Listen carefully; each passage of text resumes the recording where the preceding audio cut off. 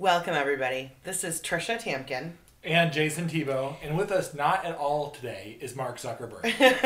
Mark Zuckerberg has been all over the news for the last 2 days with these Senate hearings. And something that Jason and I don't do very often is come on and spend some time talking to you about our opinions as it relates to current affairs. Isn't usually our MO. This one is hard to not comment on. For a few reasons. Of course, we teach classes on using Facebook and the power of Facebook ads and so forth. And, this idea of finding people and people's privacy and all this that is being shared by Facebook is, somewhat to the core of our business. It really is. And I think that there is a fundamental misunderstanding about what Facebook is. In the parts of the hearing that I watched, one of the things that was crystal clear to me is that we have an entire population, or at least 44 senators, that know nothing about technology. I cannot believe how much time was wasted in these hearings where the president and CEO of Facebook is giving tech lessons on how to use the platform to a bunch of senators on national television. Well, and, sadly, none of them asked them how to program their VCRs, which is kind of what I was expecting there. But I wouldn't go so far as to say 44 senators. I would think that, solidly 40 of them had no idea what Facebook even does. Though they all claimed, like several of them said, I've been on the platform since 2007. I speak to all my constituents with it. It's incredibly valuable. It's something that these people probably wouldn't be in the seats that they're in had they not effectively used Facebook during their campaigns. Now, I can't speak to the exact point at which Tricia got onto Facebook, though I'm taking full credit for it. Right?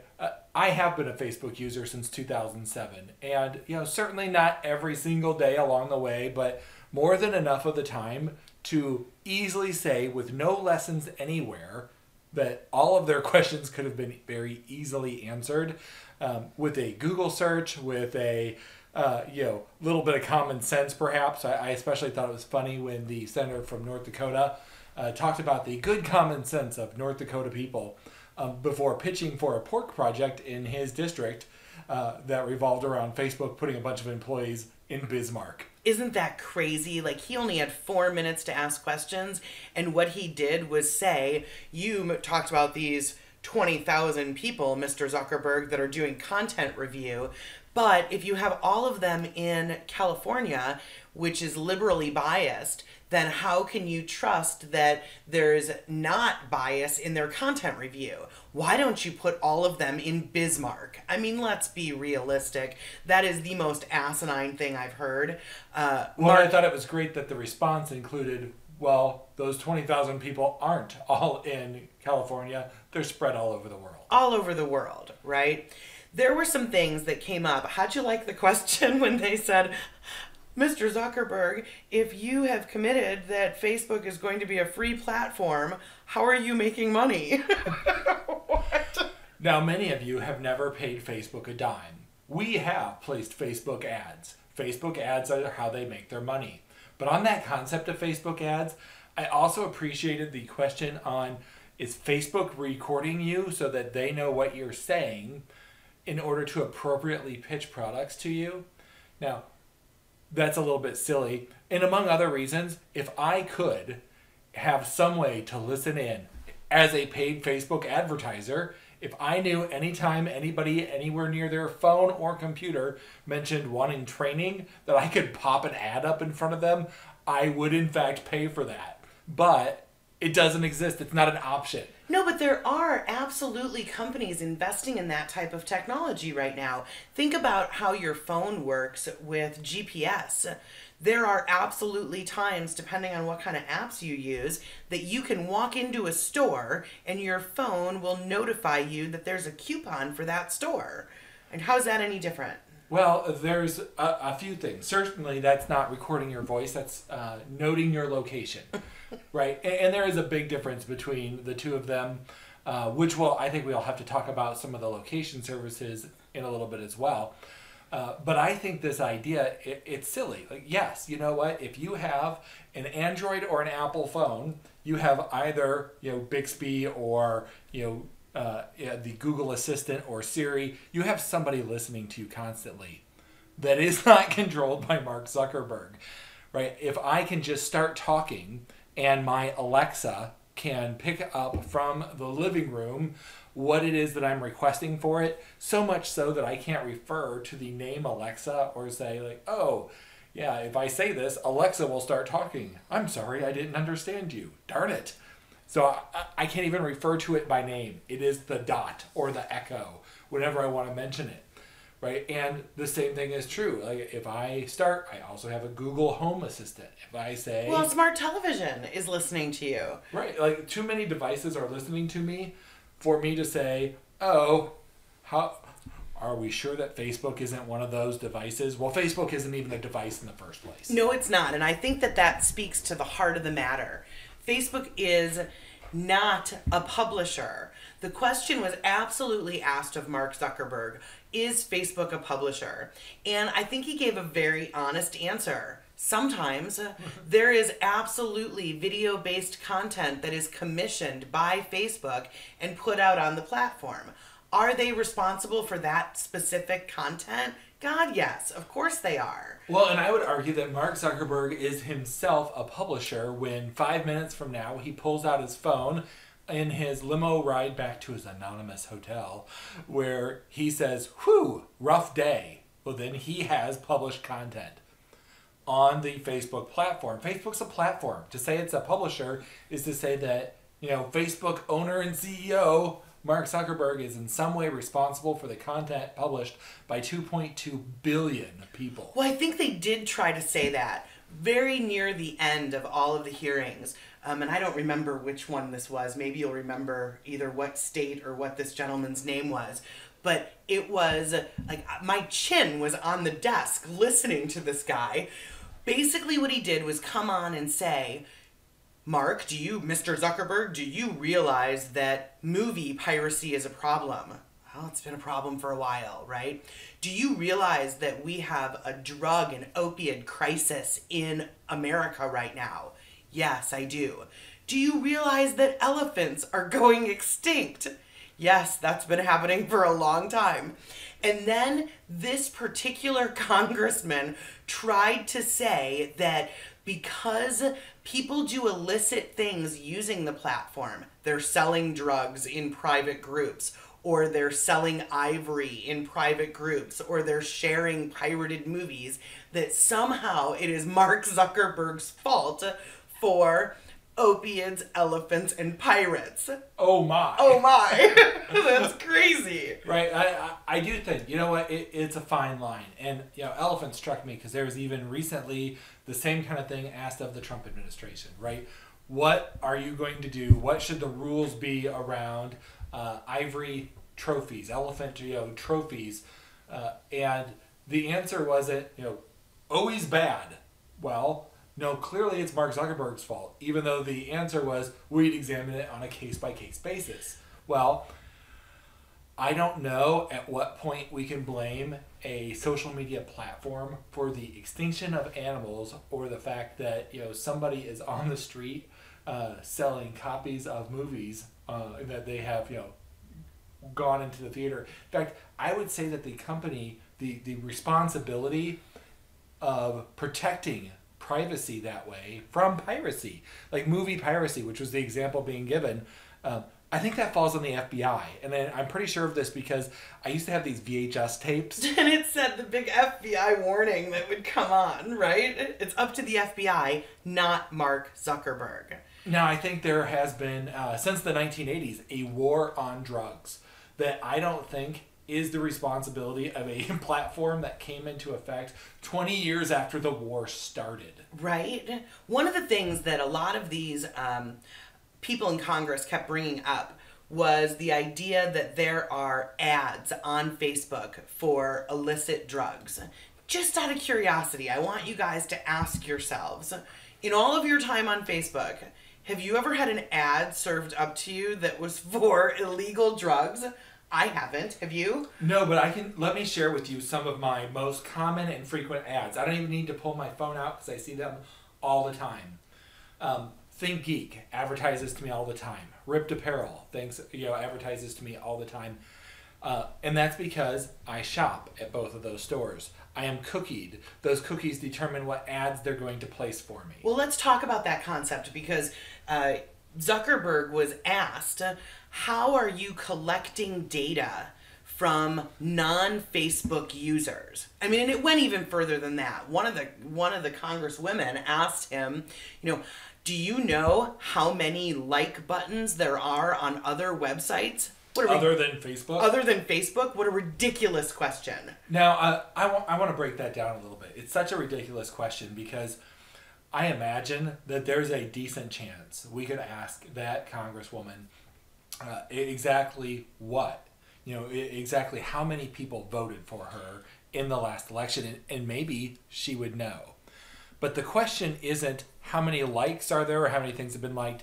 How many other people have a button for that on all of the rest of the internet? A button that says, like this post, like our page, like our blog, whatever. And to know that would be like asking her, how many people recommended to their friends and family that you vote for them? Not how many votes did you get, but how many people talked about it to somebody else. It would be nearly impossible to gather that information, and especially to just have that in your head walking into a congressional hearing. It would be absolutely ludicrous. It was a ridiculous question. And I do want to say, if you didn't have an opportunity to watch any of the hearings, when those questions were asked, Mark Zuckerberg was so incredibly respectful. What he said was, Congresswoman, I do not have that data that I can give to you right now, but I will figure it out and get back to you. And he said that multiple times. I don't understand how everybody has the expectation that he should know these things. It's a little bit nutty. While you're here today, Mr. Zuckerberg, you have 2.2 billion users. And by the way, we love you very much. And I'm so happy you're here on your own free will. Anyway, Beth has 2.2 billion users. Can you tell me all their information right now? That was what it was like, right? It was a little bit weird. There was a high demand for information that it would be hard for anyone, no matter how smart. And I feel like Zuckerberg came off very intelligently, if perhaps a little too unemotionally. Well, I think that he did better the second day than the first day, right? He did better today than he did yesterday. Clearly less nervous. I think the first day of only being asked how Facebook works helped him to get a little bit more comfortable today. Mr. Zuckerberg, how can I tell if my granddaughter's blocking me? It was nutty, right? There was one point where they were, because obviously the whole premise of this, the purpose of it, was a data breach from an app developer that sold data to Cambridge Analytica. All right, so fourth person, right? Very, yeah, and I think they even used fourth person at one point in there, which causes a little confusion among everybody. It's like, wait, how do we get to a fourth person operator? But I want you to think of it this way. Let's imagine that you have a car, and your friend asks if they can borrow your car, right? And so you give permission to this second party person, and then somebody steals the car from the second party person and kills a fourth party, and now it is not the first person's problem, right? The fault is the third party, and in fact in this case the app user, that third party, had rules in place. They weren't supposed to sell that data that they were gathering. They violated that law. They violated those rules. And to say that somebody who put a rule into place, somebody else violated that rule and therefore it's their fault, it would be like blaming Congress for murderers because they passed the rules that say don't murder. The whole thing is so circular and convoluted. And I think one of the questions that was asked, they asked Zuckerberg, is Facebook a monopoly? And I loved his answer. It was a little sheepish. Like, it certainly doesn't feel that way to me. I can imagine, right? See, I didn't know if that was supposed to be arrogant there or what that was. But, all right, first of all, I'm not going to say something is monopoly just because you don't have to use it. Like if when we had robber barons and there's a monopoly on the railroad, like yeah, certainly you can use a stagecoach, right? But if you want to use a railroad, it's got to be this one. But let's be fair. If I want to use social media and I want to share what I had for dinner, which is how too many people I think use it, can't I do that on Instagram? How about Twitter? Snapchat? Right? I mean, there are so many different social platforms, right? They come and go. MySpace, Friendster, Google Plus is probably in that category now, of ones that have gone away. So now what we're going to do, even though there are a lot of other social media platforms, we're going to blame the CEO of the largest one and say that it's a monopoly? Well, and I get that this particular breach stems originally from Facebook because there was a Facebook app, and that Facebook app sold the information to yet another person, and because of the way they were gathering information, 300,000 people used the app, but it also gathered information on all their friends. That's how we got to 87 million, right? And I mean, let's be fair. We know that the information that was gathered and sold to Cambridge Analytica had an absolute impact on who is our current president. And I think that makes it certainly important, but I don't think that it makes it Zuckerberg's fault. Now I want to switch gears for a moment and get real personal with everybody. People were kind of making fun of Zuck there for having a booster seat. Well, they called it a booster seat, but if you have to sit up perfectly straight in a chair on television in front of Congress for 10 hours, are you not allowed a cushion? Well, and the fact that it's an extra cushion on top of the cushion, right? It doesn't even matter. So I want to share something. I'm currently sitting on one.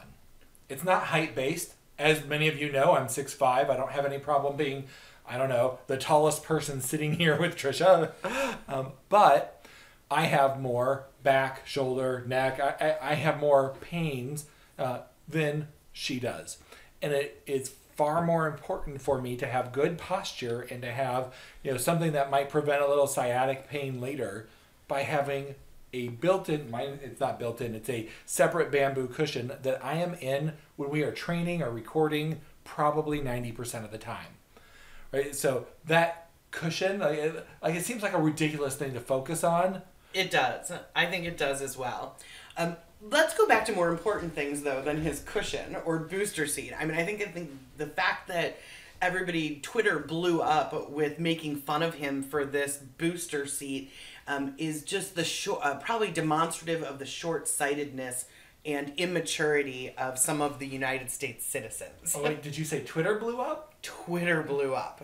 Oh, is that a competitor to Facebook? It is, but what they tried to do in these hearings is say Twitter's so much smaller than Facebook that you can't even consider them a competitor. Irritates me so much if you don't like Facebook or you're concerned about your privacy, and I will not criticize anyone ever for being concerned about their privacy. As soon as you put something out on the internet, it's there and it's out there, right? I don't want to criticize that. I think it's okay. But we all have choices. You have a choice whether or not you want to participate on the Facebook platform or not. I think that you absolutely should, because there are so many people that you can find for your business through direct sourcing on Facebook. So I'm a little bit biased. Well, and when I look at some of this and, some of the whole monopoly idea, it gets crazy for me. Just because something is smaller, even significantly smaller, and I think the example was Ford and Chevy was what was used during questioning, but something that's significantly smaller can still be a competitor, even if they don't compete in all the same ways. I would say, to use the car standpoint, is Subaru a competitor to Chevy? Well, in a lot of ways, yes. Can I get a Corvette equivalent? No, I can't, not from Subaru. Can I get a full-size suburban 3-row SUV? How about a minivan? Can I get, no, it doesn't compete in all areas. They're a different company with different products. Right? Twitter is a different company with different products. But if what we're talking about is a social media competitor, I would consider Twitter to absolutely be a competitor. And I would think Twitter considers themselves to be a competitor to Facebook as well. I would agree with you. I think Pinterest considers themselves a competitor. I think so too. So let's take it back to a little bit more of a serious topic. One of the things that was asked multiple times is, should lawmakers be able to legislate content on Facebook? And I mean, we even had one congressman that brought a little Constitution? a little booklet that was the U.S. Constitution that he was so graciously going to give to Mark Zuckerberg after the hearings, right? That's in case he couldn't Google the Constitution. All right, but there's a few things about this. Now, first of all, if I'm legislating content, I think that would be a Second Amendment violation. Wouldn't we be now in violation of freedom of speech? Yes. Like, because that's not Facebook that they're limiting. That's you, the Facebook user, right? That's not a company's free speech or lack of free speech. That is the users. Facebook is a platform for users to publish their thoughts or their dinners or their political beliefs. One of the things that one of the congressmen had said was, shouldn't we put something in place that makes sure that all of our constitutional rights are protected? And I think Mark Zuckerberg had a fantastic answer to that. He said, it may be violating a constitutional right to freedom of speech, but I will not tolerate for there to be terrorist activity. I will not tolerate for there to be anything that is threatening or causing people harm despite their ability to have free speech. Or hate speech. You did not want hate speech on there. And does hate speech, restricting hate speech violate some level of your freedom of speech? Well, yes, and not every platform you can do everything on, right? Is it a violation of my freedom of speech that I can't post the newest Star Wars movie to my feed? Well, I mean, maybe at some level that's a violation of freedom of speech, but at another level, I'm being stopped from doing something that's illegal anyway. And if you go out and you try to post a video to your page, right, that is, an ad to something that has the music to, I don't know, 9 Inch Nails. It happened to me with 9 Inch Nails. There was a lightning storm and I recorded it with my phone, and then I tried to put music to it and the music went so well, and I uploaded it to YouTube and YouTube said, this isn't your music. Well, I wasn't really trying to, steal Trent Reznor's music. I wasn't trying to. I just thought it was kind of a neat video to see the electric storm or lightning storm. So I can see where it was a violation because it wasn't actually my content to share. Right. So there were some privacy issues raised around things like where Mark was staying in a hotel, what hotel he was staying in. Was he willing to share that information? And he was not, right? Because he doesn't need anybody who is watching these hearings to show up at his hotel to meet him. Or maybe he just wants to chill out and have a nice night with his wife. It doesn't matter. And I want you to think about that in terms of Facebook tracking your location, because Tricia and I have warned for years that crime can very easily initiate from social media. 85% of the time it does. So we tell you... I think that's with burglaries specifically. Burglaries, right. I'm sorry. Thank you for the clarification. We tell you, don't post anything anywhere on the internet that is about your location in real time. If you want to post the 100 pictures from your vacation that no one probably cares about, you can absolutely do that when you get home. Right. Like one of the things that I can do through my karate school, if I check in, they give me a free water bottle. And they've had this service for years. Not since I started, but probably at least 3 years, this has been one of the services they offer. And I have never once checked in for a free bottle of water. I will take a drink out of the bathroom faucet first before I reveal my location. Because if I'm at karate, maybe it means that there is a unattended dog or wife or child or electronics back at my house for you to take advantage of.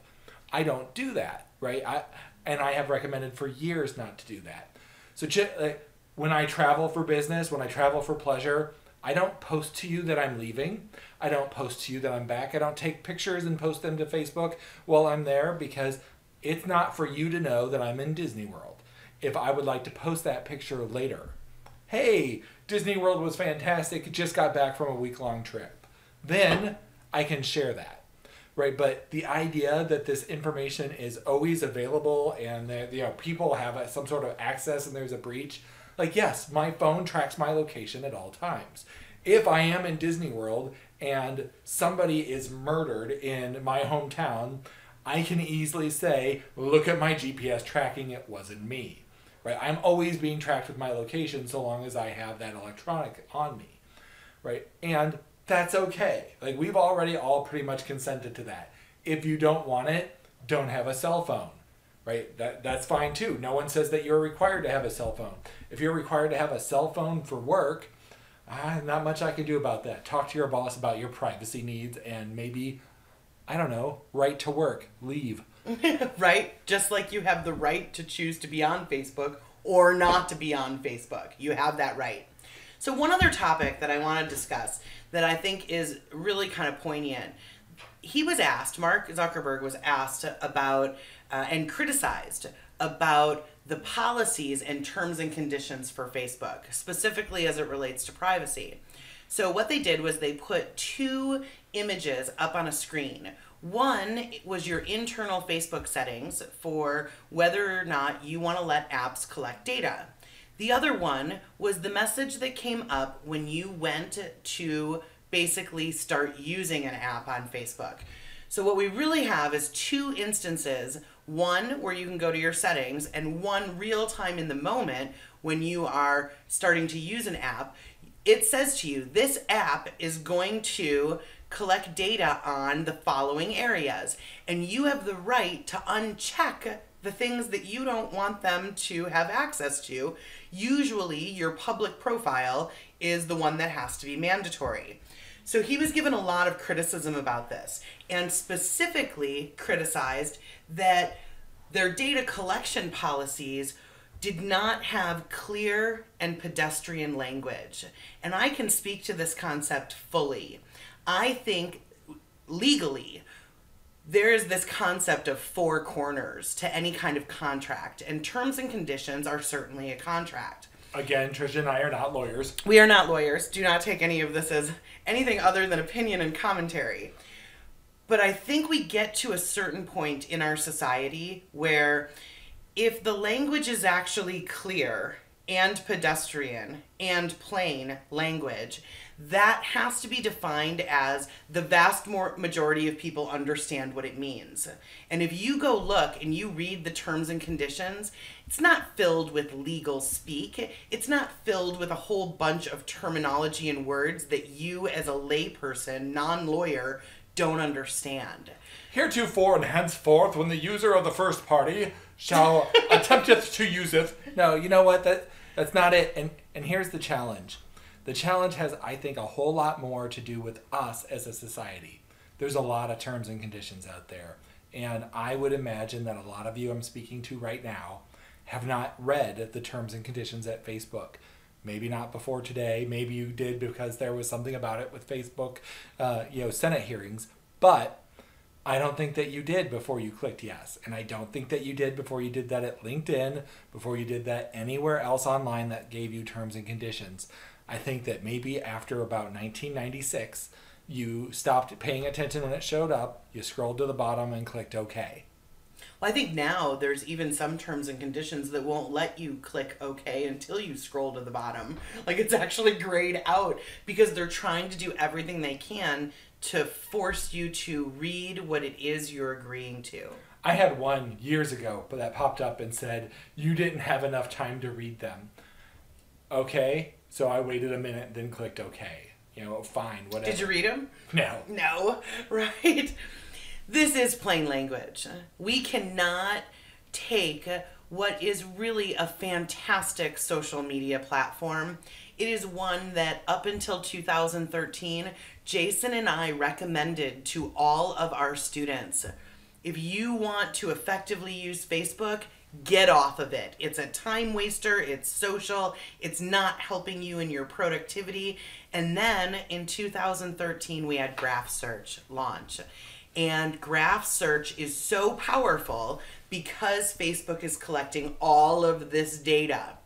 So, you know what? Like, I just have to interrupt. Facebook isn't collecting this data, right? We're giving this data to Facebook. Yeah, it's I don't have to say I'm in a relationship or I'm single or it's complicated, right? Like, I choose to. I can have an account and say none of those things.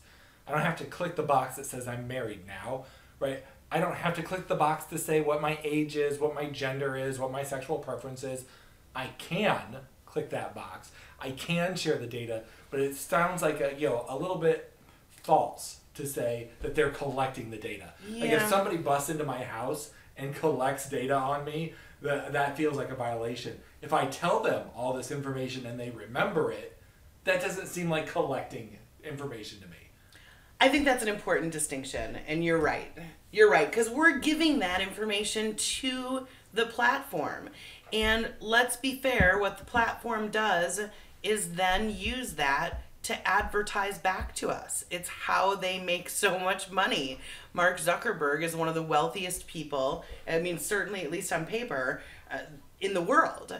And it's because of the value of all of this connectedness and the fact that so many people on our planet are willing to share that information. Here's what I'll tell you. We're going to wrap up. We're just over 30 minutes, so thanks for staying with us. And if you did stay with us and you enjoyed this conversation, we have something for you that isn't advertised anywhere but right here. If you want to learn how to use Facebook in order to identify exactly the people that you need to move your business forward. Without recording their voice at all. Without recording their voice, without paying for any advertising. We don't want you to pay for the advertising and wait for the people to come to you. If you want to go out and directly source any type of person under any conditions on Facebook, Jason and I can teach you how to do that through a URL manipulation. Our next class is April 26th. If you're interested in taking that class and spending 4 hours with us learning how to source on Facebook, there's a place where it'll say redeem coupon. Your coupon is Zuck, Z-U-C-K, Zuck. If you put that coupon code in, we're going to take $75 off of the course of class, the cost of the course, and that's only good for this next session. So that's our thank you for listening to, probably the first time ever that Jason and I have spent 30 minutes just talking to you about current affairs and what's happening in our government as it relates to technology. All right, next week, listen to us talk about net neutrality. Maybe, right? Thanks, everybody. We appreciate you joining us. Bye-bye.